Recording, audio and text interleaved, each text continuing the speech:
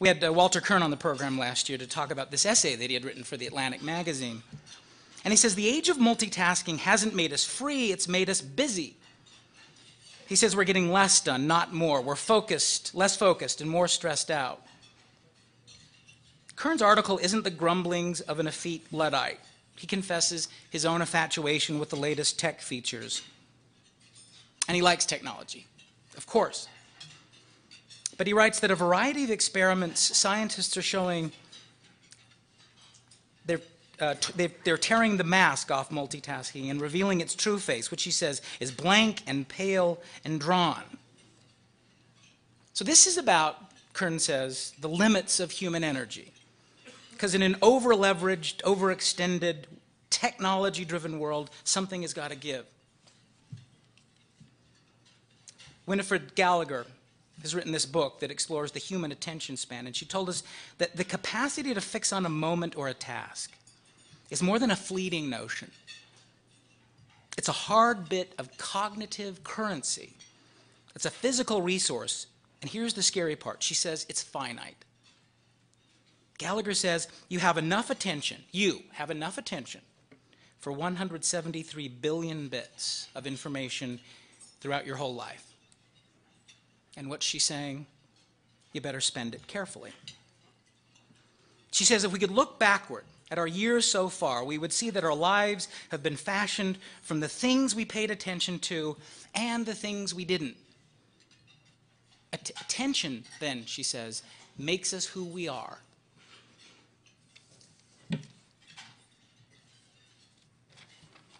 This is not the first time we've worried about all of this, of course. In 1958, America was perched on the edge of another technological revolution, television.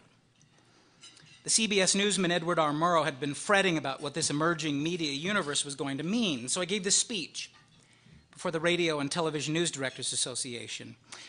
He confessed that he was seized with an abiding fear of what television was going to do to our society, our culture, our heritage. This instrument can teach, he said. It can illuminate, yes, it can even inspire. But to do so only to the extent, it can do so only to the extent that humans are determined to use it to those ends. Otherwise, he said, it merely becomes wires and lights in a box. Many of you have read Richard Florida's book, which chronicles the rise of the creative class. I dare say most of you here, whether you know it or not, are part of the creative class. Florida says it isn't technology that's driving this force, but rather the way we're adapting to it. It's not about technology. It's not about the gadgets. It's about the way we use them. So it isn't inevitable that we descend, as one social critic put it, into the dark age of the screens. Those of you who are thinking about creating the next movement, the new technologies and innovations, you're going to have to find a way to graft human values into the circuitry. When Gandhi was teaching his students, he always attached a caveat. He said there should be no politics without principle, no education without character, no science without humanity, no commerce without morality. But you see, I think geniuses are focused.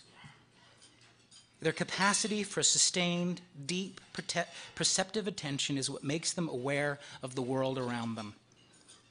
In ancient Athens, they say the great thinker Thales was so intent on the stars above that he tripped and tumbled into a well. It was sort of a primitive version of getting unplugged.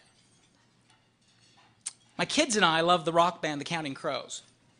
And there's this line I often like to point out in the song. It's called Lullaby for Mrs. Potter. It goes like this: if you've never stared off into the distance, then your life is a shame. I thought about that a few years ago when I was camping with my son Jack. We were not that far up Centerville Canyon. In fact, you could see the Home Depot from where we were. But we were far enough away that the sound from the city below had disappeared. And if you listened, you could hear that hiss of silence that makes you aware of everything around you. As I said before, we aren't the first to ask what this future is doing to us.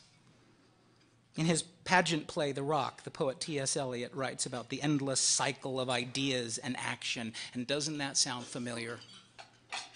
Endless invention, he wrote, brings knowledge of motion, but not of stillness. Knowledge of speech, but not of silence.